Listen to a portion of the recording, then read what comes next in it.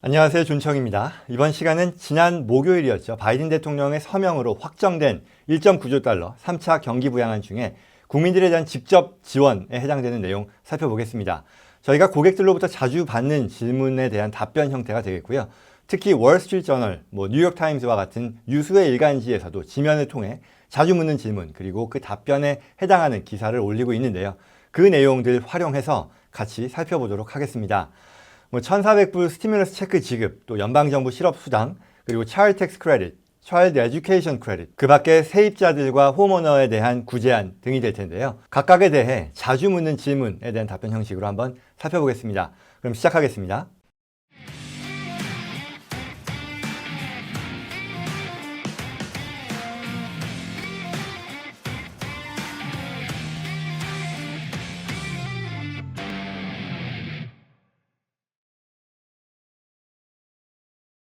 네, 먼저 1,400불 체크 지급 관련한 내용입니다. 첫 번째로 언제 받느냐인데요. 이번 주 금요일부터 발급을 시작했다라는 재무부와 IRS의 발표가 있었죠. 옐런 재무장관도 이 부분에 대해서 확인을 했습니다. 그래서 오늘자 신문들, 토요일 이런 뉴스들을 보면 이미 체크를 받았다, 디렉트 디파짓으로 받았다라는 그런 분들도 있는 걸로 나오는데요. 아마 주변에서도 곧 오늘 또는 다음 주 초에 받지 않을까, 받기 시작하실 것으로 예상됩니다. 얼마나 받느냐에 대한 부분이요. 1,400불입니다. 어른, 아이 할 것 없이 부양가족 모두 1,400불입니다. 부양가족은요, 이 모든 부양가족을 포함한다는 거죠. 즉, 대학생 자녀도 해당되고 또 부모님 등 성인 부양가족도 세무신고서에 부양가족으로 포함되었을 경우에는 모두 포함된다라는 내용입니다. 다음으로 어떤 형태로 지급되는지에 대한 부분인데요.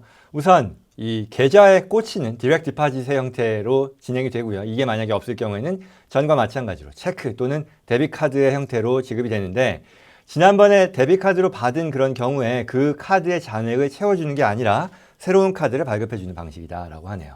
1,400불 체크 지급을 받는 데 있어 소득 제한이 있는지 있습니다. 싱글의 경우에는 이 Adjusted Gross Income이라고 하죠. 이 금액이 75,000 이하의 경우에 전액을 받고 그 이상의 경우에는 조금씩 줄어서 8만 불부터는 받지 못하는 그런 게 되고요. 부부 공동신고일 경우에는 15만 불까지는 다 받습니다만 그 이상부터 못 받고 16만 불을 넘으면 전혀 못 받는 그런 소득 제약이 있다 하네요. 그 다음으로 이와 같은 소득을 산정하기 위해 사용하는 자료는 몇 년도 소득인지에 대한 질문인데요. 우선 2020년도의 세금 신고서상 자료를 활용한다라는 거고요. 물론 아직까지 신고 안 한 분들이 당연히 많기 때문에 이게 없을 경우에는 2019년도 자료를 쓴다라는 거죠.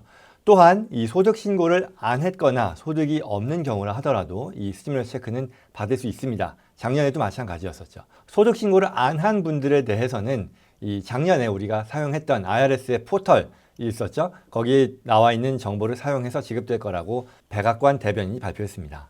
네, 그 다음으로요. 2019년도에 소득이 너무 높을 경우, 그래서 자격이 안 되는 거죠. 그러나 2020년도에는 소득이 낮아져서 자격이 될 것 같은데 그럼에도 신고를 안 했다라는 거죠. 이 상황에서는 어떻게 해야 되는지에 대한 부분인데요. 되도록이면 빨리 2020년 신고를 해라라는 거지만 만약에 안 했다 하더라도 너무 걱정할 필요는 없다. 왜냐하면 IRS가 이후에 2020년 신고가 들어오는 대로 그 내용을 자동적으로 캐치해서 체크를 보내주겠다라는 그런 입장이네요. 그 다음 질문은 반대로 2019년도에는 소득이 낮아서 됐는데 2020년도에 오히려 소득이 높아져서 자격을 상실할 경우에는 어떻게 하냐라는 건데요. 2019년도를 기준으로 이 경우에는 체크가 나갈 것이고, 이 말은 2020년도에 신고를 안 한 상황에서의 얘기겠죠. 그리고 이 현재 통과된 법에는 정부가 2020년 기준으로 안 된다라고 해서 이걸 다시 가져갈 권한이 있다라는 그런 내용은 없다라는 거죠.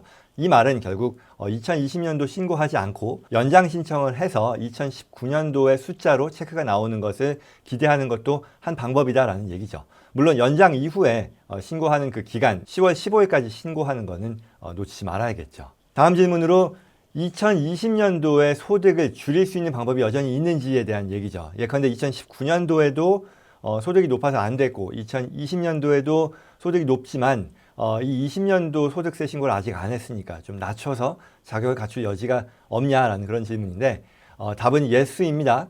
아직도 IRA라고 하는 이 Individual Retirement Account죠. 내 과세 소득을 줄일 수 있는 그 컨트리뷰션이 가능합니다. 금년 4월 15일까지 진행할 수 있기 때문에 이 부분 활용할 수 있겠다라는 내용이고요. 또 여기에 추가로 비즈니스 오너들이라면 이 여전히 사업체들의 이 리타이먼트 플랜인 SEP IRA 또는 솔로 401k라는 거를 활용해서 이 과세 소득을 줄이는 방법도 생각해 볼 수 있다라고 하네요. 다음 질문으로 이 사회보장연금 수령자나 기타 연방정부 베너핏을 수령하는 그런 분들도 체크를 받을 자격이 되는지인데요. 답은 yes. 정확한 날짜는 정부로부터 아직 공개되지는 않았습니다. 언제 받을 수 있는지에 대한 부분이요. 그러나 받을 수 있다라는 것이고 연방정부 베너핏을 수령하는 분들은 그러나 이 2020년도 세무신고를 한 이후에 받게 될 수도 있겠다라고 하네요. 그렇다면 2020년도 세무신고 마감일에 대한 질문인데요. 4월 15일이고요. 또 아시다시피 텍사스나 오클라호마와 같은 이번 폭풍으로부터 해를 입은 지역의 거주자들은 6월 15일로 연장되었습니다. 다음 질문으로 2021년도 소득에 따라서 받게 될 수도 있는지에 대한 질문인데요. 답은 yes입니다.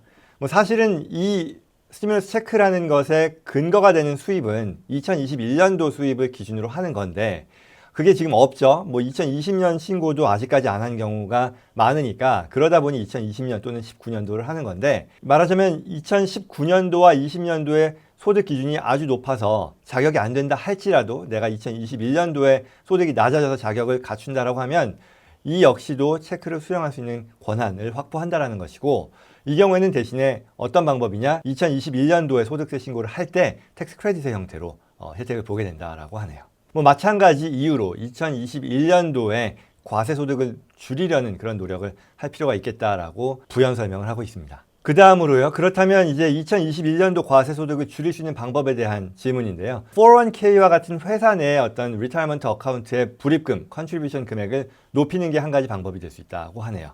물론 그 밖에도 IRA나 아니면 기타 이 사업장의 리타이먼트 플랜을 활용하는 게 방법이 되겠습니다. 다음 질문으로 2021년도에 아이가 태어날 경우 이 1,400불 체크를 수령하는 권한이 되는지에 대한 내용인데요. 당연히 답은 yes이고요. 어떤 식으로 반영이 되냐? 2021년 세무신고서 상에 아이가 태어났다는 사실을 반영하고 그때 아이에 대한 1,400불 혜택을 텍스 크레딧의 형태로 볼 수 있게 된다라고 합니다. 자, 다음 질문으로요. 1차, 2차 스티뮬러스 체크를 내가 자격이 됨에도 불구하고 아직 못 받은 사람들의 경우는 어떻게 이 혜택을 확보할 수 있는지에 대한 질문인데요. 2020년도 세무신고서상 Recovery Rebate Credit이라는 항목이 있는데요. 여기에 그 내용, 1차, 2차에 내가 자격이 됨에도 불구하고 못 받았다는 그 내용을 반영함으로써 텍스 크레딧의 형태로 받을 수 있게 됩니다. 다음 질문은요. 백텍스, 그러니까 세금 미납분이라던가 아니면 차일드 서포트, 자녀 부양금을 미납했을 경우에 이에 대해서 징수할 수 있는지에 대한 질문인데요. 답은 그렇지 않다입니다. 다음 질문입니다. 은행에 디파짓된 이 스티뮬러스 체크 금액 1,400불은 압류될 수 있는지인데요. 그렇게 될 수 있다라고 하네요. 자, 여기까지가 스티뮬러스 체크 관련한 내용이었습니다. 이어서 실업수당, 차일드 텍스 크레딧, 차일드 에듀케이션 크레딧, 그리고 스튜던트 론, 세입자 및 홈오너들에 대한 구제안에 대해서 다음 영상에서 계속 이어서 살펴보겠습니다.